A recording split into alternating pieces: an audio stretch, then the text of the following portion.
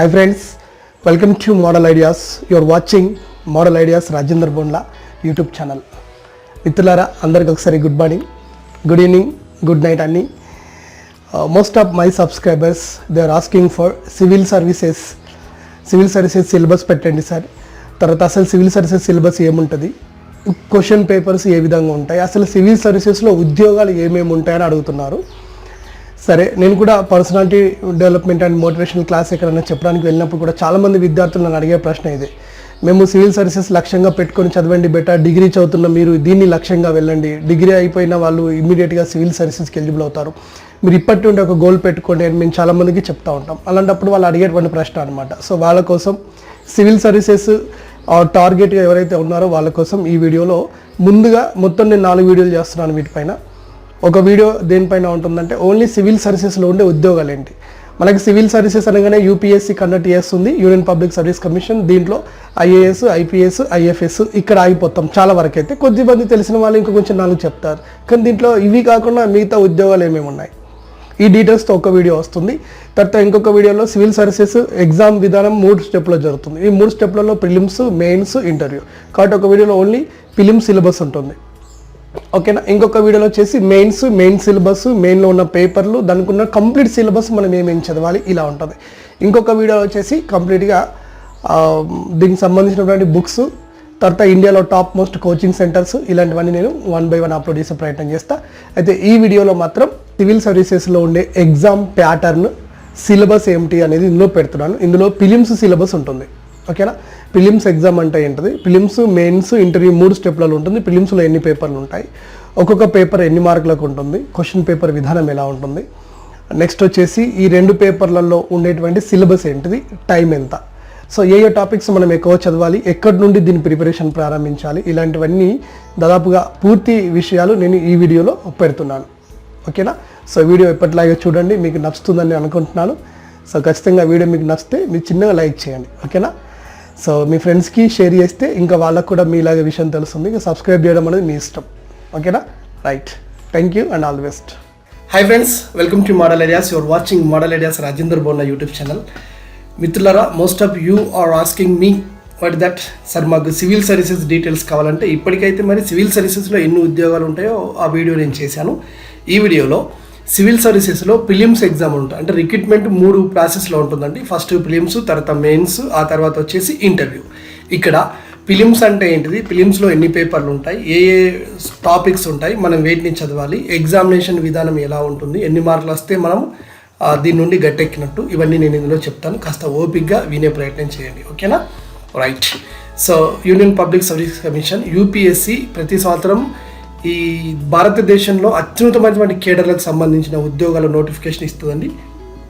UPSC exam రాసి ఇప్పుడు civils అంటారు వీటిని. ఈ మన CSAT number 1 prelims exam.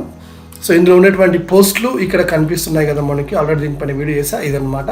So ఇప్పుడు మనం డైరెక్ట్గా ఏం చేద్దామంటే ప్రిలిమినరీలో అంటే ప్రిలిమ్స్ ఎగ్జామ్, సివిల్ సర్వీసెస్లో మనం మొట్టమొదటిసారిగా రాయాల్సింది ప్రిలిమ్స్ ఎగ్జామ్. ఈ ప్రిలిమ్స్ ఎగ్జామ్లో పేపర్ ఎలా ఉంటుంది, దీంట్లో ఏమేమి సిలబస్ ఉంటుంది, ఇవి ఇప్పుడు మనం ఇందులో నేర్చుకునే ప్రయత్నం చేస్తున్నాం, ఓకేనా.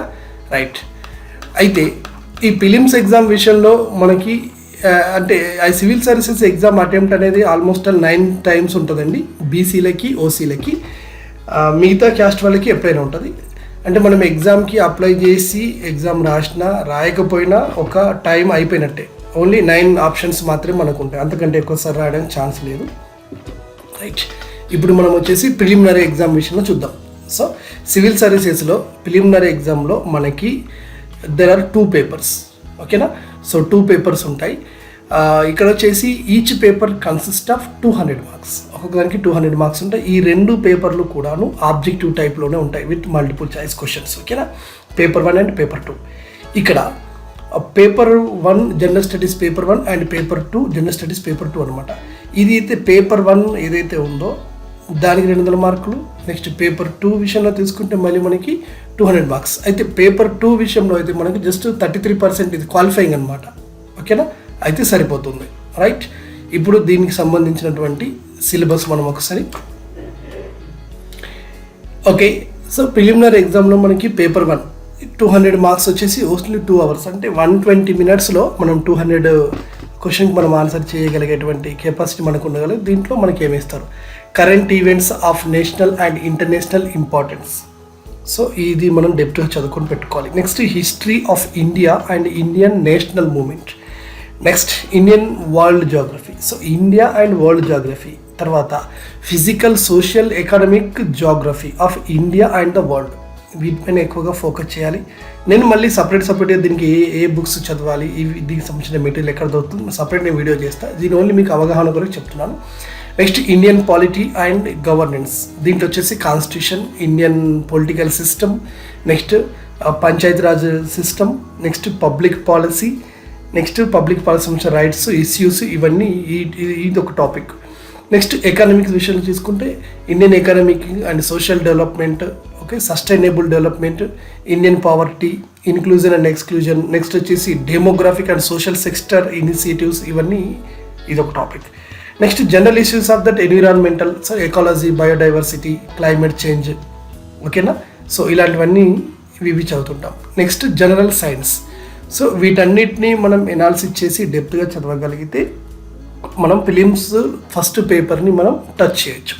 సార్ మరి దీనికి మెటీరియల్ ఎక్కడ దొరుకుతుంది? ముందుగా ఇది చదవాలి అనుకునే వాళ్ళు 6th నుండి 10th వరకు ఉన్నటువంటి సోషల్ పుస్తకాలు, సైన్స్ పుస్తకాలు ముందుగా మనం పూర్తి చేసుకోగలిగితే కొంతవరకు మెటీరియల్ మనకు వచ్చినట్టే.